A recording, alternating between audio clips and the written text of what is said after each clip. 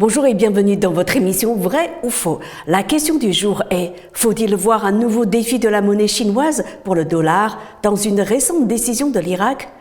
Le 22 février 2023, la Banque centrale irakienne a déclaré que le financement du commerce extérieur de la Chine sera réglé directement et en monnaie chinoise. C'est une première car jusqu'à présent, les importations irakiennes en provenance de la Chine n'ont été réglées qu'en dollars. Si l'Irak a choisi d'utiliser la monnaie chinoise pour régler les importations de produits chinois, c'est pour faire face à la pénurie de dollars sur le marché domestique, ce qui permettra aussi de réduire le coût de financement en dollars nécessaire au commerce extérieur et stabiliser le taux de change de dinar, la monnaie nationale.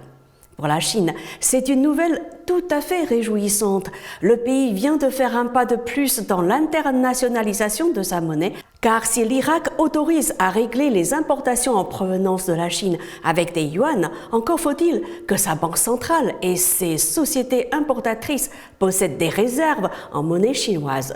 Plus le taux de réserve en monnaie chinoise d'un pays étranger est élevé, plus ses besoins en matière d'utilisation de la monnaie chinoise sont importants et plus le degré d'internationalisation de la monnaie chinoise est élevé. En clair, la monnaie chinoise est en train de jouer un rôle de plus en plus important sur le plan international. Bien sûr, dans un contexte géopolitique compliqué, marqué notamment par la montée en puissance de la Chine et la crainte des États-Unis de perdre leur place de numéro 1 mondial, l'internationalisation de la monnaie chinoise est perçue par les Américains comme une menace pour l'hégémonie de leur monnaie, le dollar. Maintenant, la question se pose de savoir pourquoi l'Irak n'a pas encore autorisé à effectuer des exportations de pétrole vers la Chine en monnaie chinoise. Comme beaucoup d'entre vous le savent, actuellement, dans le monde, les importations et les exportations de pétrole s'effectuent essentiellement en dollars, ce qui assure d'ailleurs la position dominante du billet vert sur le plan mondial. Cette question est d'autant plus importante que l'Irak est le deuxième producteur de pétrole de l'Organisation des pays exportateurs de pétrole, qui a produit plus de 4 millions de barils par jour en janvier dernier et vient après l'Arabie saoudite, qui a produit plus de 10 millions de barils par jour.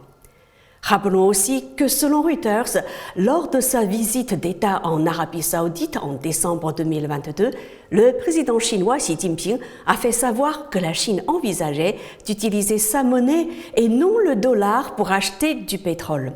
L'Arabie saoudite est, rappelons-le, le premier producteur de pétrole de l'Organisation des pays exportateurs de pétrole et le premier exportateur de pétrole vers la Chine. Mais jusqu'à présent, aucun accord bilatéral allant dans ce sens n'a été conclu.